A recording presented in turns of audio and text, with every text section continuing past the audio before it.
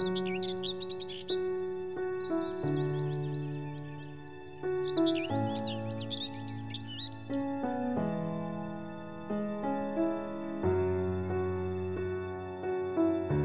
sahabat bicarapagi.id. Kali ini saya akan menceritakan kepada sahabat-sahabat adalah tentang makan. Jadi saya punya banyak cerita tentang makan. Waktu kecil, waktu masih SD, ketika masih tinggal serumah sama ibu bapak saya, meskipun saya sebagai seorang anak petani yang alhamdulillah ya kalau nasi atau beras tidak kekurangan, tapi saya akan ditegur oleh bapak saya kalau hanya misalkan nasi jatuh 1-2 butir dan saya harus memakannya, karena beliau berprinsip bahwa jangan menyepelekan hal kecil karena bisa jadi itu yang akan menjadi keberkatan buat kita. Kemudian pada saat saya lagi kos di Cianjur waktu itu SMP dan SMA, karena saya apa-apa harus masak berdua dengan saudara, kadang juga sendiri. Jadi sering sekali kita ini kalau makan apa-apa berbagi, bahkan sering nasi yang sudah basi pun kita makan. Yang paling ingat oleh saya adalah kalau kita lagi pengen makan, kita biasanya beli sayuran kayak tempe gitu kan, tempenya 1 potong, tapi yang kuahnya banyak. Dan saya berdua berbagi sama saudara saya, tempenya dibagi 2, dipotong gitu ya, kemudian airnya kita bagi sama rata. Nah kemudian di fase ketiga, waktu itu ketika saya lagi di Bogor gitu kan ya, di situ juga sama, saya kadang-kadang beli 1 mie instan dimakan berdua rame-rame gitu ya, atau juga masak yang karena banyakkan teman-teman di masjid gitu, toge gitu ya, togenya mungkin cuma sekepel gitu tapi airnya banyak, yang penting kuahnya banyak. Nah kemudian di fase berikutnya begitu saya sudah kerja, seperti di cerita saya bahwa di bulan pertama saya tinggal di masjid. Nah di sebelah masjid itu ada warteg ya, rumah makan yang sangat sederhana sekali. Jadi saya biasa makan di situ pulang kantor atau sarapan sebelum berangkat ke kantor. Masalah makan yang lain adalah ketika saya sudah menikah. Waktu itu kami masih kos di daerah Kebonjeruk.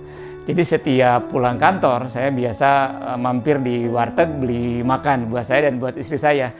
Istri saya adalah orang Jawa dan saya orang Sunda. Jadi setiap saya membelikan makanan, saya selalu nanya ke istri saya, mau dibeliin apa apa nasinya gitu kan. Istri saya selalu bilang lauk gitu kan. Jadi setiap saya beli nasi bungkus buat saya dan istri, saya selalu membelikan buat istri saya itu adalah ikan, mujair, ikan mas, karena buat saya lauk itu adalah ikan. Sementara kalau saya ganti-ganti ayam, daging sapi, segala macam, itu berbulan-bulan. Sampai bulan keberapa saya lupa, suatu hari istri saya takut-takut gitu kan, nanya ke saya, Mas maaf, saya kok kalau dibeliin makan selalu ikan ya, kok kalau nggak ikan mas, ikan mujair, ikan lele. Tapi kok Mas Tantan belinya daging sapi, daging ayam, macam-macam, kenapa ya Mas kok dibedain? Saya sampai kaget dapat pertanyaan istri saya waktu itu. Saya bilang, loh kan kamu pesannya lauk. Ternyata saya baru sadar bahwa buat orang non-Sunda, lauk itu adalah lauk pauk, ikan-ikanan.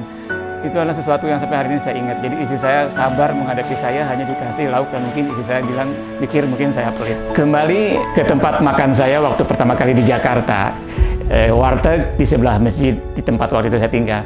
Sampai hari ini, 25 tahun kemudian, setiap hari Jumat saya masih makan di tempat itu.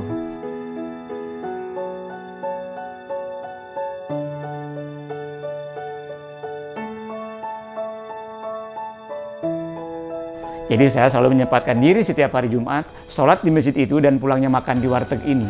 Dan penjual warteg ini tahu sekali perjalanan hidup saya dari mulai naik bis Kuantas Bima waktu itu sampai hari ini. Kenapa saya lakukan itu? Karena itu adalah merupakan salah satu cara saya untuk selalu menginjak bumi.